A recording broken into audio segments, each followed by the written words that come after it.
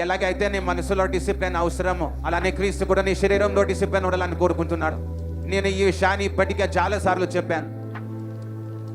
మీరు శారీరకంగా డిసిప్లిన్ లేని జీవితం గడిపితే దేవుని సేవ మీరు దీర్ఘకాలం చేయలేరు.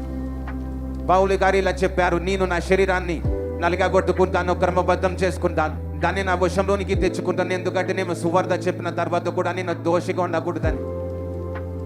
ఎందుకంటే మీ శరీరము దేవుని మహిమపరచడానికి మాత్రమే ఇవ్వబడింది. అందుకే బైబిల్ చెప్తుంది, ఈ శరీరాన్ని నాశనం చేసే వారిని నేను నాశనం చేస్తానని. మీకు తెలీదా ఇది పరిశుద్ధాత్మ యొక్క మందిరం అని?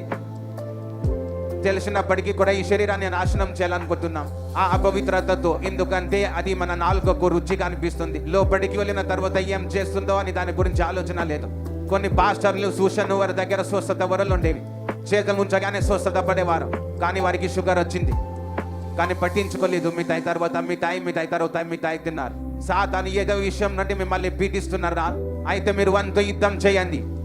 గుడ్ డైట్తో, ఎక్సర్సైజ్తో, ప్రార్థనలతో, వాక్యంతో దేవి మందిరానికి వెళ్ళండి. ఎప్పటి వరకు అంటే షుగర్ తక్కువ ఎంత వరకు వెళ్తూనే ఉండాలి. ఆ పాస్టర్ వీల్ చైర్ మీద కూడా వచ్చి జనాల మీద చేతులు ఉంచగా వాళ్ళు స్వస్థత పడేవారు. కానీ టీబీ తినడం మానలేదు. దాని వల్ల 2 కాళ్ళు తీసేశారు, చివరికి మరణించారు. ఇలాంటి వారిని చాలా సార్లు చూశాను. పాస్టర్స్ లైఫ్ లో కూడా కొన్ని సమస్యలు వచ్చాయి, కానీ వారు వారి లైఫ్ ని రొటీన్ ని చేంజ్ చేశారు. అప్పుడు దేవుడు అన్ని సరి చేశారు. ఒకవేళ మీరు క్రైస్తవులు అయినప్పటికీ కూడా మీ శరీరంలో డిసిప్లిన్ లేకపోతే సాతానుకు అవకాశం ఉంది మీ జీవితంలో ఏదైనా పని చేయడానికి. అందుకే మద్యం సేవించే వాళ్ళు వారు తమ శరీరాన్ని అవమానపరుచుకుంటారు, వారు తమ శరీరాన్ని నాశనం చేసుకుంటారు.